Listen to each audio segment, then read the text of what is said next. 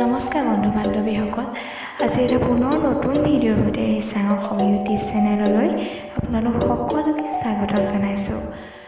আজি এই ভিডিঅ'টিত মই যেতিয়া মেট্ৰিক পাছ কৰি এখন নতুন জুনিয়ৰ কলেজৰ নাম লগাইছিলোঁ, সেই জুনিয়ৰ কলেজখনত মই লাভ কৰা তিতা অভিজ্ঞতাখিনি আপোনালোকৰ আগত শ্বেয়াৰ কৰিব বিচাৰিছোঁ। গতিকে আপোনালোকে যদি এই কলেজখনৰ বিষয়ে জানিব বিচাৰে বা মই কেনেধৰণৰ অভিজ্ঞতা লাভ কৰিছিলোঁ সেই বিষয়ে যদি জানিব বিচাৰে, তেনেহ'লে ভিডিঅ'টি সম্পূৰ্ণকৈ চাব বুলি আশা ৰাখিলোঁ। গতিকে পলম নকৰি আজি এই ভিডিঅ'টিৰ মাজলৈ আমি সকলোৱে একেলগে আগবাঢ়োঁ। কলেজ মানেই হৈছে প্ৰজ্ঞাৰ সাধনা আৰু পিছত তিতা অভিজ্ঞতা। স্কুলীয়া জীৱন শেষ কৰি যেতিয়া এখন কলেজলৈ যোৱা হয়, তেতিয়া নিজকে অলপ ডাঙৰ যেন অনুভৱ হ'লেও কলেজখন গৈ যেতিয়া আটাইতকৈ জুনিয়ৰ হৈ পৰোঁ, তেতিয়া সেই আমাৰ আশাখিনি পানীত পৰা নিচিনা হৈ যায়। কিন্তু মই পঢ়া কলেজখন বেছি জুনিয়ৰ কলেজে, সেইকাৰণে স্কুলীয়া জীৱনৰ নিচিনাই অভিজ্ঞতা গোটাব পাৰিলোঁ।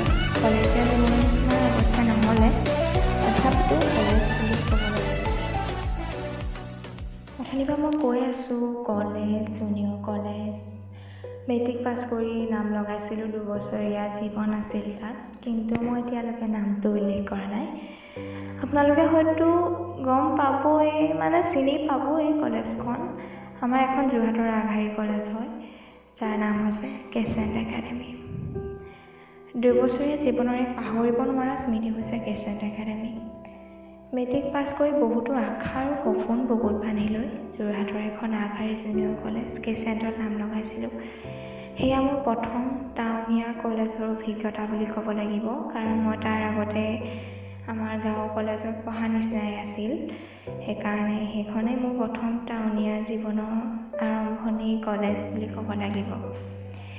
3মহলীয়া এটা ডাঙৰ বিল্ডিং প্ৰথমে দেখিয়ে ভয় লাগিছিল। তাতে সেই ক'লা বগা ইউনিফৰ্মযোৰ দেখিলেই কিবা মনত এটা বেলেগ ভাৱ জাগি উঠিছিল।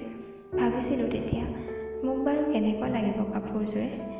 জীৱনত প্ৰথম টাইমৰ অভিজ্ঞতাৰ পৰা ধৰি কলেজখনত পাৰ কৰা সময়বোৰৰ স্মৃতিলৈকে মোৰ জীৱন ডায়েৰীৰ পৃষ্ঠাত সদায় সজীৱ হৈ ৰ'ব। কিছুমানে কয় কেচেণ্টত বেছি নিয়ম কানুন আছে, কিছুমানে কয় যে কেচেণ্ট এখন জেলৰ নিচিনা, কিন্তু তেওঁলোকে যদি কেচেণ্টৰ পৰিয়াললৈ আহি কিছু সময় অতিবাহিত কৰে, তেতিয়া বুজিব কেচেণ্ট একাডেমি মানে কি। কলেজখনত প্ৰথম সকলো অচিনাকি আছিল, কিন্তু নাজানো কেনেকৈ, ক'ত, কেতিয়া সকলো ইমান আপোন হৈ পৰিল। অফ টাইমত, ব্ৰেকত, ফ্ৰেণ্ডৰ লগত কটোৱা সময়খিনি আজিও চকুৰ আগত ভাহি আছে। লগতে 8:30 কলেজ নাপালে গেটখনৰ ওচৰত ৰৈ কোনোবা আছেনি বুলি জুমি চোৱাৰ লগতে কেতিয়াবা দেৰি হ'লে DCB স্কুলৰ ওচৰৰ পৰা দৌৰি যোৱা ইত্যাদি বহুতো অভিজ্ঞতা সেই কলেজখনৰ পৰা মই লাভ কৰিছিলোঁ। লগতে বীণাবা আৰু নমিতাবাহঁতৰ কথাটো ক'বই লাগিব। তেওঁলোকে ক্লাছত কোন টিচাৰ আছে সেয়া চেক কৰাৰ লগতে ষ্টেপটো 30 বাৰমান আহি আমাৰ কিবা প্ৰব্লেম হৈছে নি সেয়া সুধিছিল। আনকি এটা ভাল লগা মুহূৰ্ত আছিল যে বীণাবাই যেতিয়া ক্লাছটোত কোন টিচাৰ আছে বুলি সেইকেইখনমান দৰ্জাখনৰ পৰা জুপি আছিল, তেতিয়া আমি সকলোৱে হাঁহি দিছিলোঁ। তেনেকৈ গৈছিল সময়বোৰ। তেওঁলোক আমাৰ মা দেউতাৰ বয়সৰে আছিল যদিও সকলোৱে তেওঁলোকক বা বুলি কোৱাৰ বাবে আমিও তেওঁলোকক বা বুলিয়ে কৈছিলোঁ। কেচেণ্ট একাডেমীৰ বিষয়ে ইমানখিনি কথা উল্লেখ কৰিলোঁ। তাতে যদি আমি সঞ্চালিকা মহোদয় আৰু সঞ্চালক মহোদয়ৰ বিষয়ে নকওঁ, তেনেহ'লে ভিডিঅ'টো সম্পূৰ্ণ হৈছে বুলি ক'ব নোৱাৰিম। আমাৰ সকলোৰে শ্ৰদ্ধাৰ আৰু আদৰৰ সঞ্চালিকা মহোদয়া হৈছে চন্দ্ৰনানী বৰুৱা, যাক আমি জিতা মেম বুলি কৈছিলোঁ, আৰু সঞ্চালক মহোদয় শান্তনু বৰুৱা, যাক আমি ৰিকু ছাৰ বুলি কৈছিলোঁ।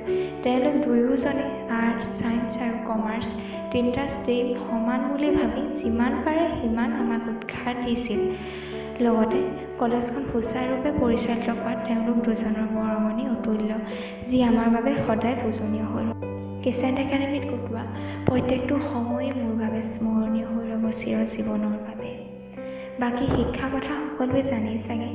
উচ্চতৰ মাধ্যমিকৰ ৰিজাল্ট দিওঁতে কলেজখনে একেলগে কৰা ফূৰ্তিৰ যি দৃশ্যাৱলী, সেয়া চাগে সকলোৱে দূৰদৰ্শন নাইবা মোবাইল নাইবা কাৰোবাৰ মুখৰ পৰা হ'লেও গম পাইছে।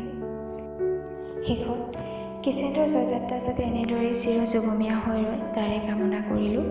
লগতে এজনী প্ৰাক্তন কেচেণ্টিয়ান হিচাপে মই মাত্ৰ এটাই কথা ক'ব বিচাৰোঁ যে কোনো শিক্ষা ক্ষেত্ৰই বেয়া নহয়, কোনো শিক্ষক শিক্ষয়িত্ৰী আমাৰ বাবে শত্ৰু নহয়, মাথো আমি তেওঁলোকৰ প্ৰতি থকা শ্ৰদ্ধা ভক্তিখিনি সদায় অব্যাহত ৰাখিলে এজোপা গছৰ তলতো শিক্ষা গ্ৰহণ কৰি আমাৰ ভৱিষ্যতটো ৰঙীন কৰি তুলিব পাৰিম। মই মাত্ৰ কিচেনটোত পঢ়াৰ বাবে ইয়াৰ স্মৃতিবোৰ উল্লেখ কৰিছোঁ। আপোনালোকে পঢ়া কলেজ বা স্কুলখনো এনেদৰেই সুন্দৰ, নহয়নে বাৰু? গতিকে মানসিকতা সলনি কৰক। কিচেন জেইল নহয়, এক মৰমৰ বান্ধোনে মাথোঁ, যিয়ে আমাক সদায় সোঁৱৰাই দিছে। পূৰ্ণতা পোহৰৰ লক্ষ্য